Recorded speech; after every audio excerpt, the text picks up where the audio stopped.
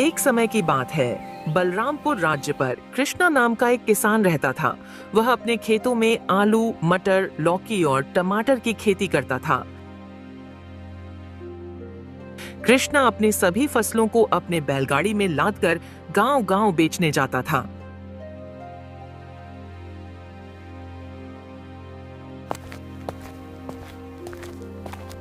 एक दिन सेठ धीरज दास का आदमी कृष्णा का घर आया और कहने लगा, मैं सेठ धीरज दास का आदमी हूँ। मैं पास ही के गांव हरिपुरा से अपने सेठ का संदेश लेकर आया हूँ। मेरे मालिक सब्जियों का व्यापार करते हैं। मेरे मालिक की नगर में सब्जियों की बहुत बड़ी दुकान है। मेरे मालिक को नगर में सब्जियां बेचने के लिए बहुत अधिक मात्रा में सब्जियां चाहिए, इसलिए मैं तुम्हारे पास आया हूँ। जैसा कि तुम सारी की सारी सब्जियों को खेती करते हो, अगर तुम अपने खेतों के सब्जियों को मुझे बेचना चाहो तो मैं तुम्हें उसकी अच्छी कीमत दूंगा। माफ करना भैया, मैं अपने खेतों में आलू, मटर, गोभी और टमाटर जैसा सब्जियों को थोड़ी थोड़ी करके लगाता हूँ और उन सब्जियों को मैं खुद ही बैलगाड़ी में लादकर गांव-गांव जाकर बेचता हूँ। मैं मंडी के दलालों को अपना माल नहीं बेचता हूँ। ये तुम क्या कह रहे हो? तुम्हारे गांव के सभी लोग मेरे मालिक धीरज दास के पास ही अपना फसल बेचते हैं। भाई कृष्णा, गांव-गांव जाकर सब्जियां बेचने से तो अच्छा है कि एक ही बार में सारा सब्जी को बेच दो। देखो भाई, मैं एक किसान हूँ। कड़ी मेहनत करना मेरे लिए कोई बड़ी बात नहीं है। साथ ही साथ मुझ में पैसे कमाने का कोई भी लालच नहीं है। बाकी मैं लोगों को साफ सुथरी सब्जी बेचता हूँ। यही मेरा परम कर्तव्य है और मैं इसी कार्य को कर कर बहुत खुश हूँ। और मैं यही चाहता हूँ कि मैं अपना सब्जी मंडी में न बेचकर गांव-गांव जाकर सीधे लोगों में बेचूं। भले ही मुझे मुनाफा कम हो और वैसे भी मंडी में जो माल बिकता है वह लोगों तक पहुंचते पहुंचते बहुत महंगी हो जाती है और थोड़ी सब्जी खराब भी हो जाती है। इसलिए मैं अपना सब्जी को मंडी में नहीं बेचूंगा।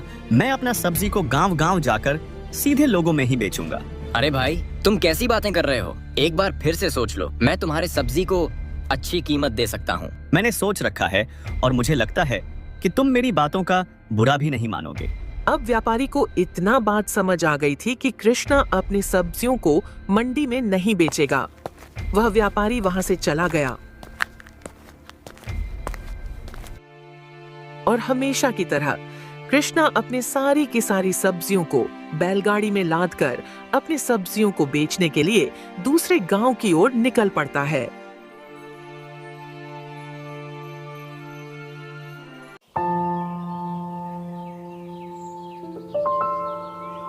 मुझे आज की रात यही बिता लेनी चाहिए। तभी पास में ही खड़ा एक आदमी ने कृष्णा को आवाज लगाई,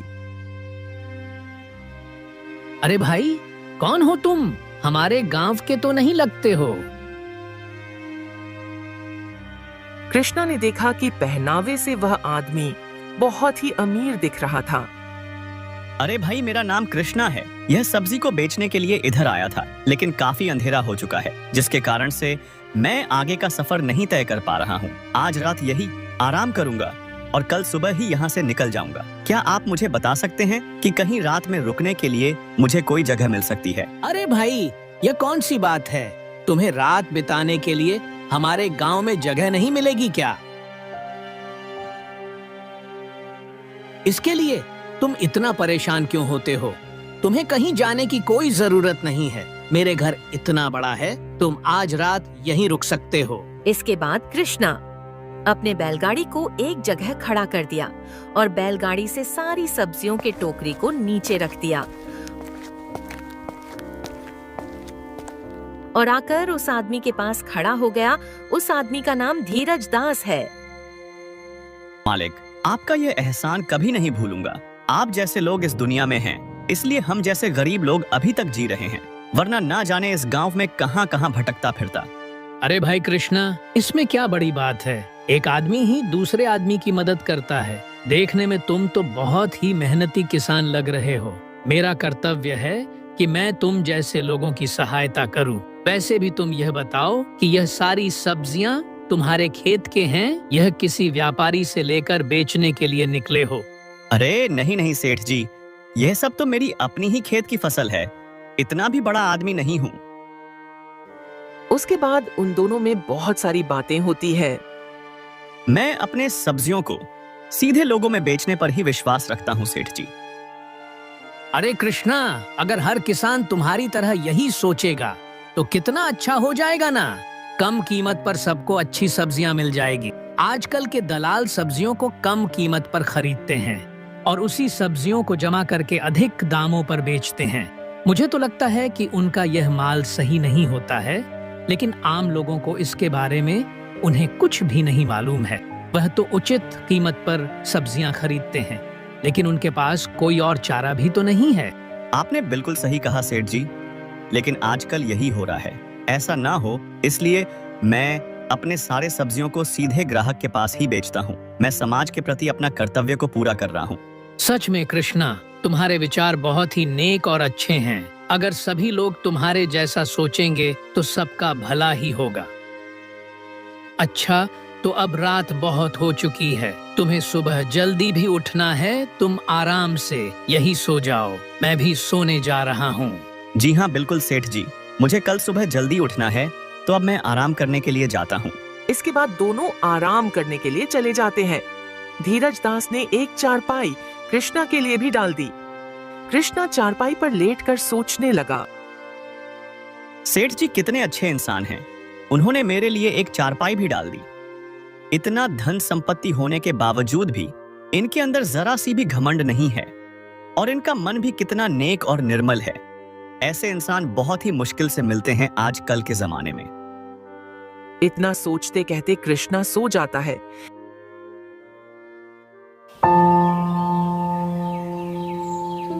जब अगली सुबह चिड़िया के चाचाहट से कृष्णा की नींद खुल जाती है।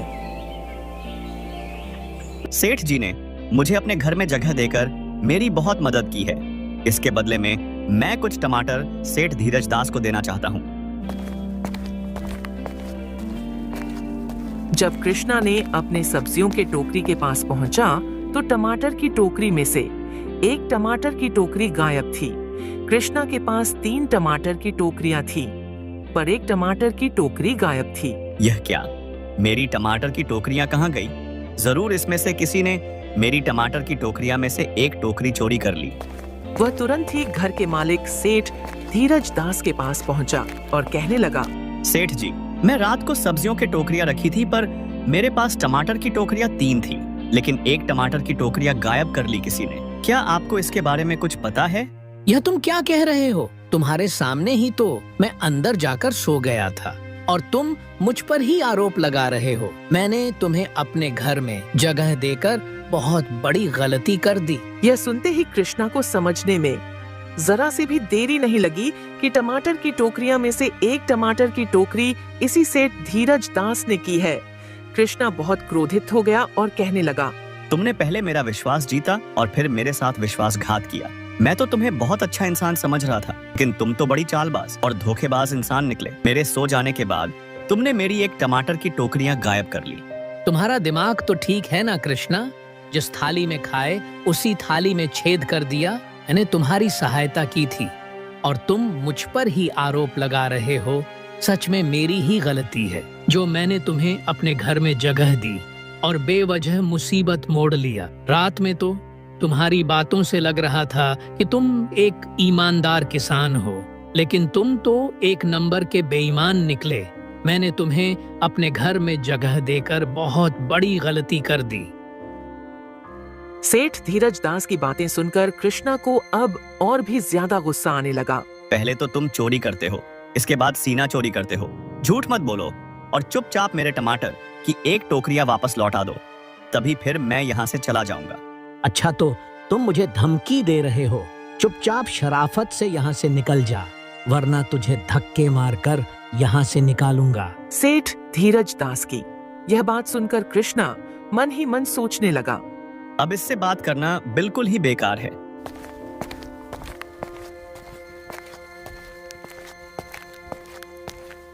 कृष्णा ने अपनी सभी सब्जियों के टोकरी को बैलगाड़ी में रखा और वहां से निकल गया।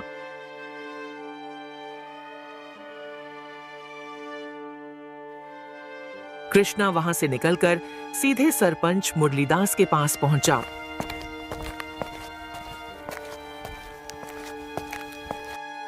और कृष्णा ने बीती रात के सारी घटना को सरपंच मुरलीदास को सुनाया।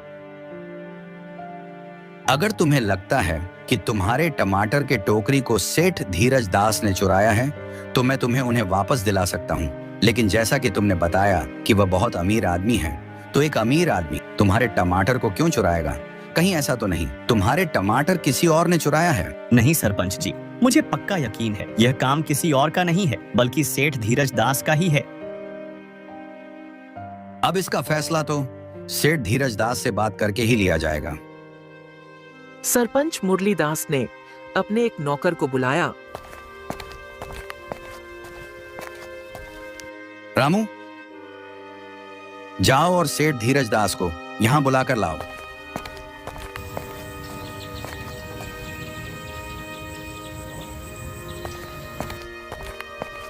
जब सेठ धीरज दास सरपंच मुरलीदास के घर पहुंचा, तब वह कृष्णा को पहले से ही देखकर समझ गया। सरपंच जी, मैं बिल्कुल ही निर्दोष हूँ। मैं इस किसान की मदद के उद्देश्य से मैंने अपने घर में जगह दिया था, लेकिन उल्टा मुझ पर ही आरोप लगा रहा है। भला मैं इसके टमाटर को क्यों चुराऊंगा? मेरे तो खुद के खेत में ढेर सारा टमाटर है, लेकिन यह एहसान फरामोश मुझ पर ही आरोप लगा रहा है। इसके टमाटर कहाँ गए, मुझे कुछ भी नहीं पता। मुझे भी ऐसा ही लगता है, लेकिन चोरी तो तुम्हारे ही घर से हुई है, तो जवाब भी तुम्हें ही देना पड़ेगा। सुनो सेठ धीरज दास, तुम्हारे खेत में जो टमाटर है उनमें से एक टमाटर को लेकर यहाँ आओ। सेठ धीरज दास टमाटर लेने के लिए अपने खेतों की ओर चले जाते हैं और सरपंच जी कृष्णा को फिर से चोरी की जानकारी लेने लगते हैं।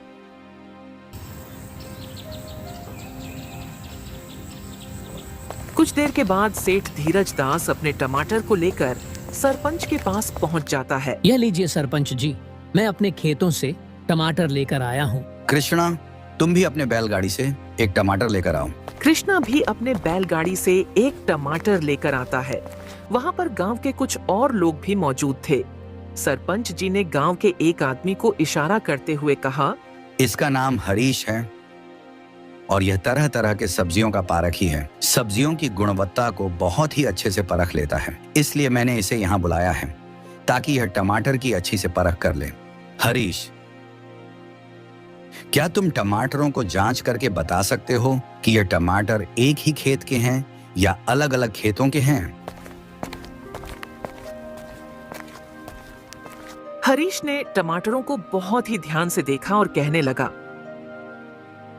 इन्हें देखकर तो कोई फर्क नहीं लगता है सरपंच जी। इन्हें चाख कर इनके स्वाद का पता लगाया जा सकता है। अगर ऐसा है तो तुम इन्हें तुरंत ही चखो और मुझे बताओ। सरपंच के कहने पर हरीश ने सबसे पहले सेठ धीरज दास के लाए हुए टमाटर को चखा। जैसे ही हरीश ने वह टमाटर को खाया, वह चक्कर के मारे वहीं बेहोश होकर गिर पड़ा। ये सब देखकर वहां मौजूद सभी लोग हैरान हो गए। सरपंच जी ने पास में ही खड़े एक आदमी से कहा, जमुना दास, तुम तो एक वैद्य हो, तुम हरीश को देखकर बताओ कि इसे क्या हो गया है। जमुना दास ने हरीश का नब्ज देखा और कहा, इस टमाटर में तो जहर था सरपंच जी, इसलिए इस टमाटर को खाते ही हरीश बेहोश हो गया। इसके प्राण भी जा सकते हैं। इसे तुरंत मेरे घर में ले जाना पड़ेगा। इसके बाद कुछ लोगों की सहायता से जमुना दास हरीश को अपने घर ले जाता है। ये क्या धीरज दास, तुम लोगों को मारना चाहते हो? तुमने अपने खेतों में जहरीली टमाटर लगाए हैं। इसके पहले भी मैं एक मामला सुना था जिसमें एक व्यक्ति को जहरीला टमाटर खाने से उसकी मृत्यु हो जाती है। जरूर ही वह टमाटर तुमने उस आदमी को दिया होगा। अब तुम्हारे ऊपर चोरी के साथ साथ हत्या का भी मामला जुट जाएगा। यह सुनकर सेठ धीरज दास घबरा गया और वह सरपंच जी को घर के अंदर दूसरे कमरे में ले गया। सरपंच जी, मुझे माफ कर दीजिए। यह टमाटर मेरे खेत का नहीं है। यह टमाटर तो किसान कृष्णा के खेतों का ही है। उसके ही खेत के टमाटर जहरीले हैं। अगर मुझे यह पता होता तो मैं कभी नहीं उसकी टमाटर को चुराता। अगर किसी को सजा देनी है तो उस किसान को दीजिए, क्योंकि वही दोषी है। वह लोगों को जहरीले टमाटर बेचता है। अगर आप मुझे बचा लेंगे तो मैं आपको बहुत सारा पैसा दूंगा। एक तो तुमने चोरी की है और ऊपर से मुझे रिश्वत देने की बात कर रहे हो, और तुम कृष्णा को बलि का बकरा बनाना चाहते हो। मुझे तो पक्का यकीन हो गया है कि इसके पहले भी तुमने कई अपराध किए होंगे। इसी बीच वहाँ पर कृष्णा, हरीश और वैद्य जी पहुँच जाते हैं, जिसे देखकर सेठ धीरज दास हैरान हो जाता है। अरे यह तो बिल्कुल ठीक है, इसे तो कुछ भी नहीं हुआ है, और अगर कुछ हो भी जाता तो इसमें मेरा कोई कसूर नहीं था। यह टमाटर तो इस किसान कृष्णा की है जो मैंने चुरा लिया था, इसलिए मुझ पर किसी का हत्या का अपराध नहीं लग सकता है। तुमने तो अपना जुर्म अपने आप ही कबूल कर लिया है। तुम अपना जुर्म कबूल कर लो, इसलिए हम सब ने मिलकर यह नाटक किया था। हरीश कोई सब्जी का दाता नहीं है और कृष्णा के पास कोई सबूत नहीं था, इसलिए हम लोगों ने यह नाटक किया। तुमने जिस आदमी को कृष्णा के घर मंडी में सब्जियों को खरीदने के लिए भेजा था, कृष्णा ने उसे तुम्हारे घर काम करते हुए देख लिया था, और यह बात कृष्णा ने मुझे पहले ही बता दिया था।